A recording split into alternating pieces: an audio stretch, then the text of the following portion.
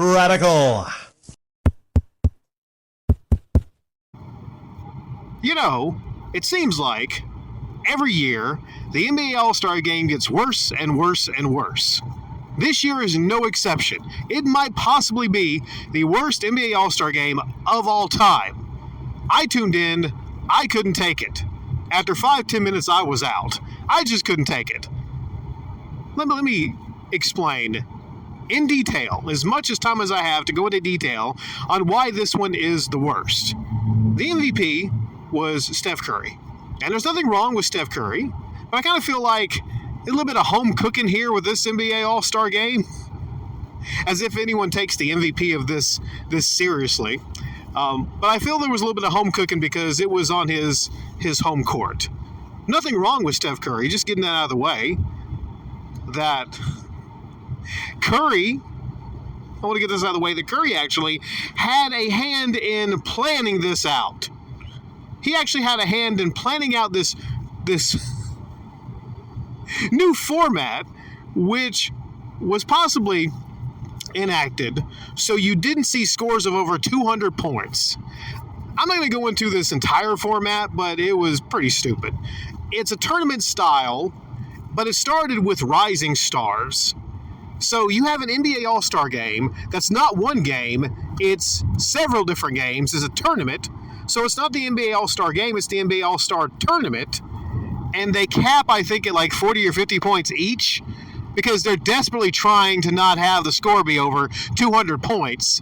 So this is what they had to do. They had to go with a tournament style, and they also had to try to get them to play a little bit harder. So the first round was the Rising Stars, which was, the people that weren't all-stars, players but not all-stars. And they actually had to have the all-stars play hard to make sure they weren't beaten by them and advance in the tournament. So you see the two things right there was done to handle the two biggest criticisms from last year. The fact that the players really didn't take anything seriously, they didn't play hard at all, and the score was over 200 points at the final. So if your goal was actually to fix those two problems, on the one end, kind of impossible to have it be over 200 points if you have a tournament that's limited, okay. On the other end, maybe early on it helped because the All-Stars didn't want to lose to the Rising Stars, but this had to be done. Like, it didn't have to be done, but it had to be done to fix those two problems. But there's more problems that arise after that, meaning instead of actually having one consistent, coherent game that you could follow, there's now multiple games with multiple different sets of people. It's not the East and the West All-Stars as it used to be. It's not even player teams like Durant or Curry or LeBron. It is, God, there's so much sucks here. It's Chuck and Shaq, two current NBA personalities on Inside NBA. Okay, former players, yeah, but they haven't played in forever. So it's not even team captains. It's not even current players.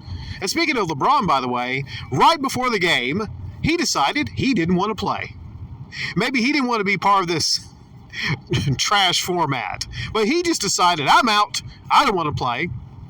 So you have one of the biggest all-stars choosing not to play right before. It's kind of a weak fucking move, I would say.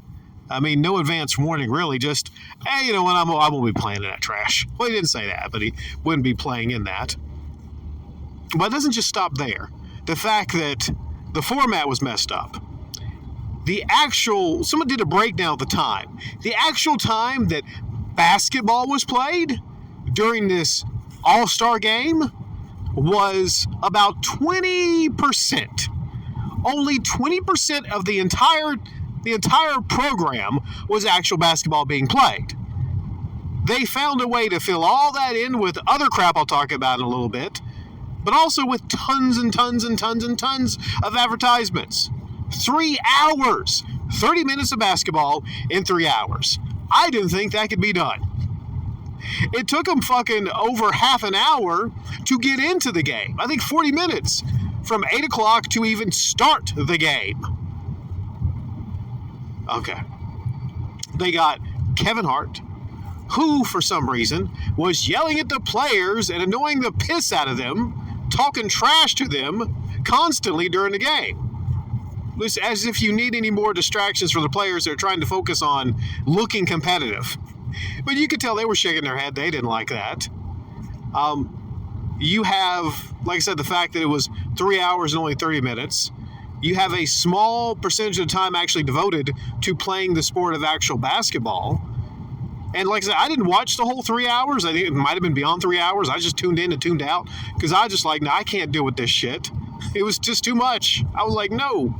I mean, it's interesting to watch the All-Stars play each other, but not like this. Not like this. Not having to be subjected to... I couldn't imagine anybody to actually sit down and watched it for the whole 3 hours.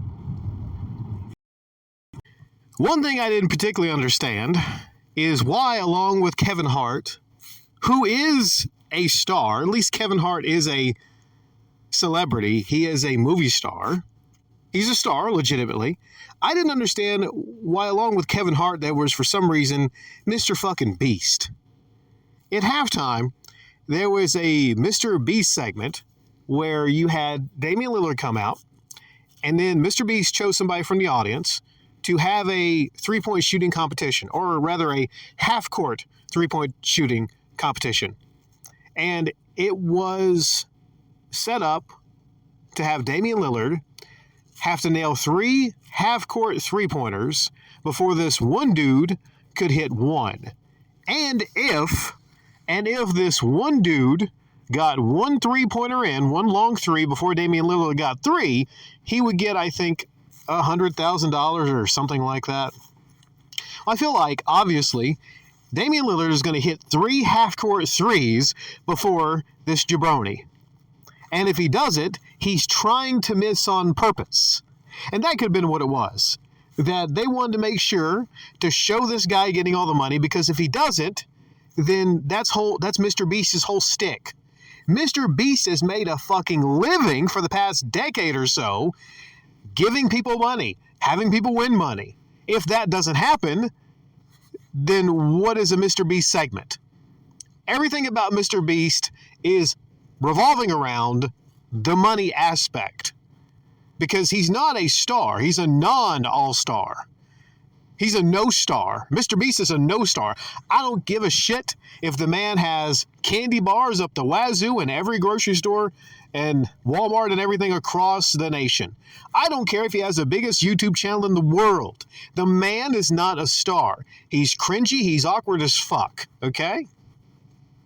The man has a ton of money, but apparently money can't buy you a motherfucking personality. Because if money could buy you a personality, then Mr. Beast would have one. He's not a star, has no personality, and yet we're subjected to him on our TV screens during this NBA All-Star game. If you take away the money, if you take away that, he's nothing. Like, if he shows up somewhere to entertain people and people say, hey, Mr. Beast, pick up a mic, entertain people. Does anybody want any money? That's his whole thing. That's everything. It just shocks me how the man is cringy, awkward, has not even developed any kind of fucking personality, and he doesn't even know how to talk to people in all this time. It just goes to show you money can't buy you everything. And that's just one part of this show. Also, for some reason, I was told that they had a 10-minute segment right before the end of the third All-Star minigame. I mean, these are already less than half an hour tournament games, but for some reason they trotted out in fishing gear the inside NBA crew, saying farewell to them. But this is not even their last farewell. So we had to have a tribute in the middle of an All-Star game with everything else going on. The problem with this All-Star game is there's the least amount of actual basketball played, and they were desperately afraid that they can't have the players getting over 200 points. Well, if that's your only mission, to make sure you have the players not score over 200 points, mission accomplished. But in every other respect, I agree with Draymond Green. And this hurts because he's on the actual same team as Steph Curry, who had a lot to do with this setup, right? They asked Draymond Green about the format, scaling it from a 0 to 10. He said 0. It sucks. So you have somebody on the fucking panel telling you that the All-Star game is going to suck. That tells you all you need to know right there. At this point, I don't think anybody would bat an eyelash if they just canceled the fucking All-Star game until they figured out some kind of way to make these spoiled, pampered, wannabe celebrities actually try during the All-Star game. And that's the key problem.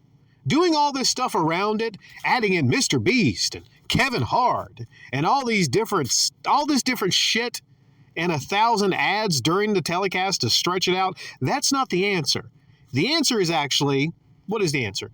Since these players seem to only respond to money, maybe you could have an extra cash prize. I know a lot of people don't want to go down that route, and they think it's the NBA players' responsibility to show up for the All-Star game, but you got to pay these players to do anything. How about this? Maybe this might help. This won't even help, though, for the teams that don't care and they know they're not making the playoffs. Have it be where the winner of the All-Star game between the West or the East gets home court advantage in the finals. Then people would tune in because guess what? The actual NBA All-Star game has something to do with the regular season. So that would take care of two problems.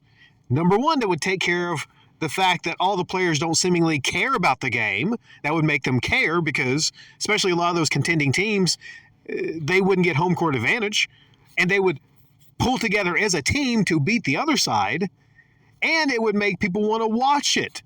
That would have a lot of interest. That would draw interest. Because right now, let me tell you, I don't even care what the numbers, what the ratings say. All right, there's maybe as many people tuning in just to laugh at it, to talk about how trash it is. But I don't care. Ratings aside, whatever the hell that they think is going to get ratings, Mr.Beast giving away $100,000 or Kevin Hart or this or that. The way to fix the All-Star game is to give these players some kind of initiative to actually play hard, have the game be shorter, the telecast be shorter, and actually have it be East and West. Almost forgot this. There was a skills competition. There's a lot of crap to pack in here. There's a skills competition, and there was actually the Spurs, Wemby, and Chris Paul were disqualified from a skills competition. You know why? Because they were trying to game the system and actually take shots without taking shots. Meaning they picked the balls up and then just kind of slung them. Nowhere even near the basket. They didn't even try to make the shots. So you have Wemby and Chris Paul who tried to get by a skills competition and win it without even actually showing off any skills. This current crop of NBA players is the fucking worst. The fucking worst.